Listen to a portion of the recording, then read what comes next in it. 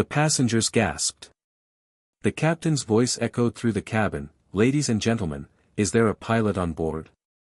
Everyone froze, except one woman, asleep in row 12, unaware that in just moments, hundreds of lives would depend on her secret past.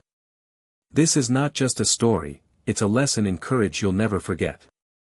Stay with me till the end, and if you believe in real-life miracles, hit like and subscribe to Goodness Corner for more inspiring stories.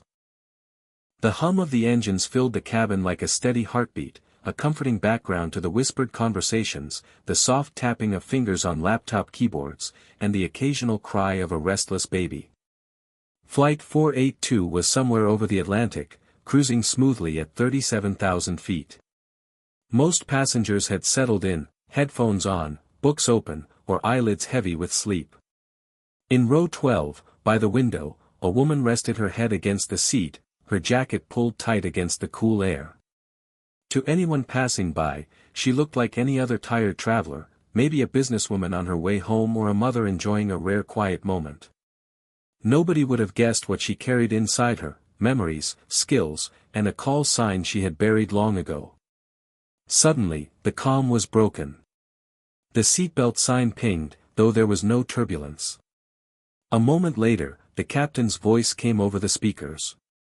His tone was steady, but there was something in it, a weight, a sharpness, that made people glance up nervously.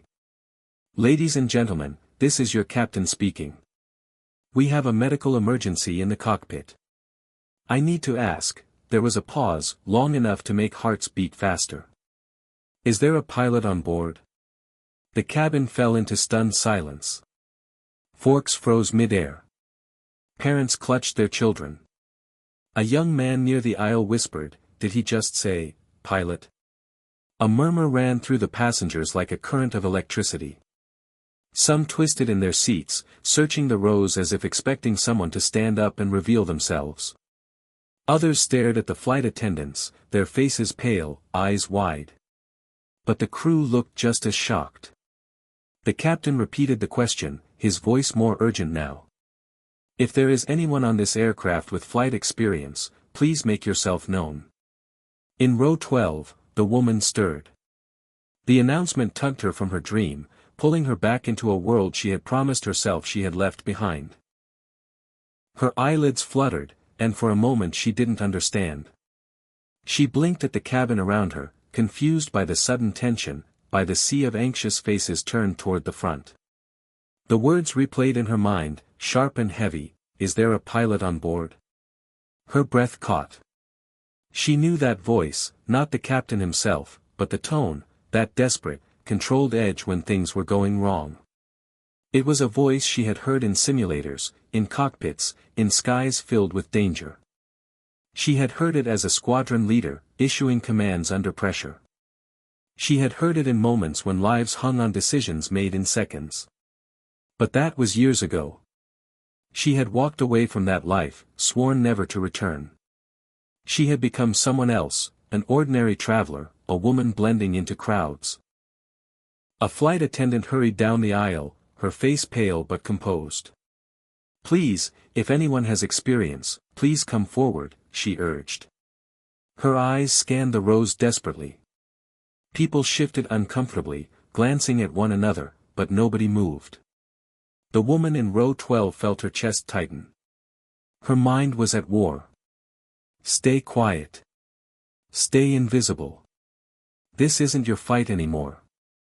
But her heart thudded in defiance. There are lives at stake. You know what to do. She closed her eyes, remembering the cockpit panels, the feel of the throttle in her hand, the weight of the oxygen mask pressing against her skin, the sound of radio chatter filling her headset. She remembered the pride of wearing her wings, the call sign whispered with respect. But she also remembered the day she walked away, the reasons that made her bury that chapter deep. A man across the aisle muttered, "We're doomed if no one steps up." His words sliced through her hesitation. She could feel her pulse pounding in her ears. Slowly, almost unwillingly, she lifted her hand. The flight attendant saw the motion instantly and rushed to her side. "Ma'am, do you have flight experience?" The woman's voice was steady, though her heart was not. Yes. I'm a pilot. The words seemed to ripple through the nearby passengers.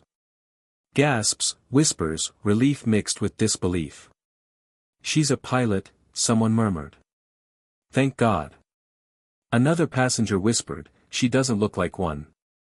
But the attendant didn't question her. There was no time for doubt. She reached out, urging the woman to follow. As the woman unbuckled her seatbelt, something inside her shifted. The passenger was gone. The pilot within her had awakened. She stood, shoulders straighter, steps surer.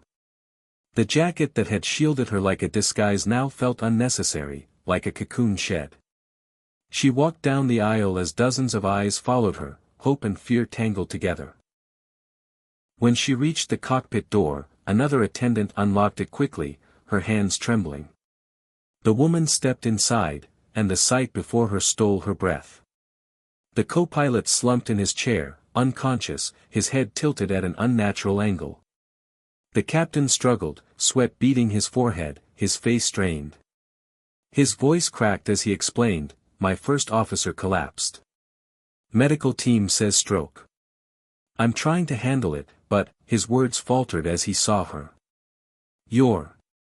I can fly," she said simply, her tone firm.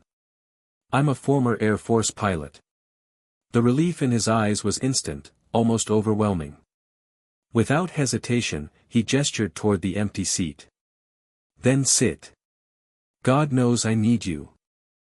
She slid into the co-pilot's chair, her hands brushing across the familiar controls. Her fingers moved instinctively, muscle memory awakening like a long-lost friend. Switches, levers, displays, it all came back in a rush. She could hear the engines, feel the vibrations, sense the sky around them as if she had never left. The captain briefed her quickly. Autopilot engaged, but turbulence ahead. Nearest diversion airport still 2 hours away. He was exhausted, stretched thin, his voice betraying the weight of responsibility. She nodded, calm settling over her like armor. "I've got you," she said. Back in the cabin, passengers whispered prayers, clutched hands, and leaned close to the windows as if the sky itself held answers. They didn't know who she was, or what ghost she carried, only that a woman from row 12 had walked into the cockpit when no one else could.